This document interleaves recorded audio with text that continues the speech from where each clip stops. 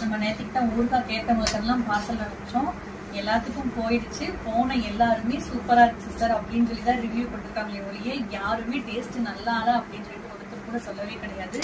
ஸ்பெஷலா நார்த்தங்காய் ஊறுகாய் சூப்பரா இருக்குன்னு சொல்லி தான் நிறைய பேர் கேட்கறது. நார்த்தங்காய் ஊறுகாய், மாங்காய் ஊறுகாய் இதான் கேட்குறாங்க. அப்புறம் பாலக்கீரை தொக்கு இப்போ வந்து தனியா வந்து ஒருத்தவங்க மட்டும் 1 கிலோ கேட்டிருக்காங்க. அவங்களுக்காக தான் எப்படி அம்மா ரெடி பண்ணியிருக்காங்கன்னு பாருங்க. பார்க்கும் போதே அப்படியே எச்சி ஊறுது சாப்பிடணும்னு சொல்லிட்டு. இது வந்து கீரையா பிடிக்காதவங்க இந்த மாதிரி தொக்கு மாதிரி செஞ்சு சாப்பிட்டா சூப்பரா இருக்கும். இது தாராளமா வெளியே வச்சுக்கலாம், கெடாது. நீங்க 10 நாள் ஆனாலும் வெளியே வச்சுக்கலாம். தண்ணி மட்டும் படாம இருந்தா போதும். ஓகேவா?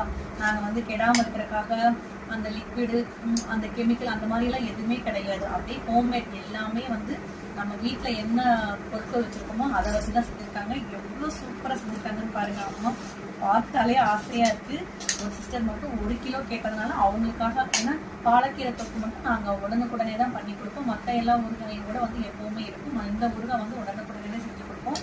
வேணுங்கிறவங்க டக்குன்னு வந்து வாட்ஸ்அப்ல வந்து உங்களுக்கு என்ன ஊறுகாய் வேணுமோ நீங்க தாராளமா மெசேஜ் பண்ணலாம். ஓகேவா? எனக்கு பார்த்தாலே இப்பயே சாப்பாடு போட்டு சாப்பிடணும்னு அவ்வளோ ஒரு ஆசையா இருக்கு.